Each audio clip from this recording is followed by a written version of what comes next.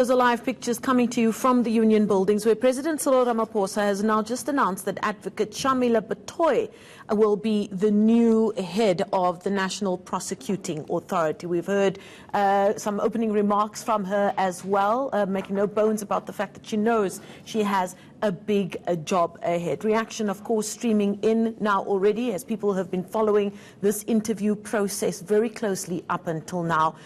We will have reaction here in the studio with you on this development. I'm joined by public relations strategist Makhosini Nkosi, of course also a former spokesperson of the NPA. Makhosini, thank you so much for joining us. We looked at that shortlist of 5 advocates, all very impressive. What for you would have made Advocate Shamila Batoy stand out from the rest of them?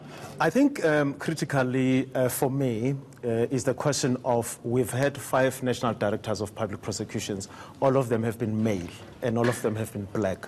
We haven't had a female national director of public prosecutions, which is odd in a country where you have high rates of femicide, gender-based violence, rape, abuse of women in all sorts of ways, and a criminal justice system that we believe does not react or does not operate itself in the manner that is friendly towards victims of sexual abuse, for instance. So I think appointing a woman was a good thing. However, I was disappointed by that the president himself did not identify the issue of high crimes against women that are taking place in this country. In fact, one of the worst countries in the world.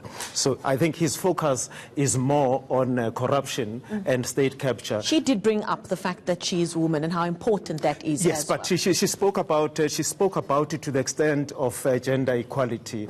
I'm more concerned about the incidents of rape, murder of women. I mean, you can't read a newspaper without reading about a woman having been killed by exactly a scourge. And I was disappointed that both the president and the new national director of public prosecutions did not particularly zoom into that issue.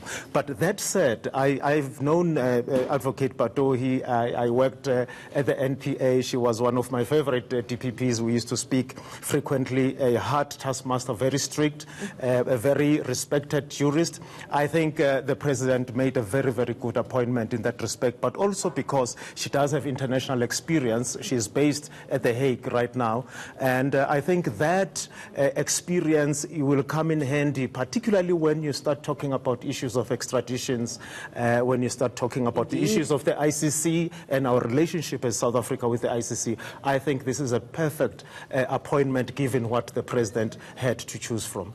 She's certainly not a rookie. She's been around the legal blocks, as it were. And most importantly, she was in charge of the National Prosecuting Authority in KwaZulu-Natal. Yes. How important will that experience be for her? You know, in provinces we have directors of public prosecutions, so that's like the head of prosecutions in that particular province. So immediately that speaks to management acumen, experience.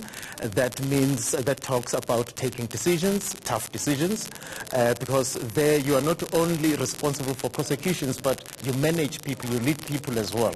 So that says to me she is the most well-rounded, in my view, of all the prosecutors and lawyers that were shortlisted and that were interviewed for this position. And I think her own vision, which she has put forward today, is very encouraging. It's very encouraging to hear a prosecutor who talks about the Constitution and not so much about whether politicians or the government is happy or not. And I think also another point that I want to talk about, which I think is important. I've had many people ask the question, why would the president elect Jeff Radebe, who is the Minister of Energy, to look at the process of appointing the NPP? I think the decision that the president took is a good one. I don't know what informed that decision on his part, but the way I see it, that it was a good decision in that you want the National Director of Public Prosecutions to be independent. Now, if you have the Minister of Justice responsible for the selection process, it may give an impression that he is the hiring authority. So the National Director of Public Prosecutions, a person with whom he is going to have a very close working relationship with. So you don't want a situation where the Minister of Justice feels that he has appointed the National Director of Public Prosecutions. I think in that respect, did it. Now, Shamila Batoy did make a few opening remarks soon after the announcement, and something that stood out for me was that she spoke directly to those who would be working underneath her, who are the foot soldiers, as it were, of the NPA. And yes, she said, noble is the lot of the civil servant. And I don't know when or if I've heard an NPA boss speak like that. Absolutely. How would her appointment be greeted by those same foot soldiers in an organization that many of these candidates have spoken about is broken? There's a brokenness in the NPA. How would this appointment be greeted then? Yes. I left the NPA at the beginning of 2007, but I have a good sense of what is happening there just by reading and talking to people I used to work with. I think the situation in the National Prosecuting Authority has reached a point where, there's very low morale. Where you had an administration that was led by someone who was himself a suspect of certain crimes, I think that may have had an effect of confusing prosecutors, some who would not know what is the right thing to do and what is not the right thing to do, what is career limiting, what is not career limiting. Now, we don't have that problem at the level of the administration, at the government level, where you have a president who is suspected of this or the other. But also you have a National Director of Public Prosecution whose reputation is almost squeaky clean, save for one or two things that happened in KZN which were not serious with the benefit of hindsight. So I think that, there may well also be, the acceptance on the part of staff that, well, here is someone who's one of us, a career prosecutor. She's been in the trenches. She knows what is happening and what is not happening. So that may be very good. But also, unfortunately, on the other side, there is a possibility that, as someone who has worked at the NPA, there would be some baggage within the NPA, people who have opinions about her.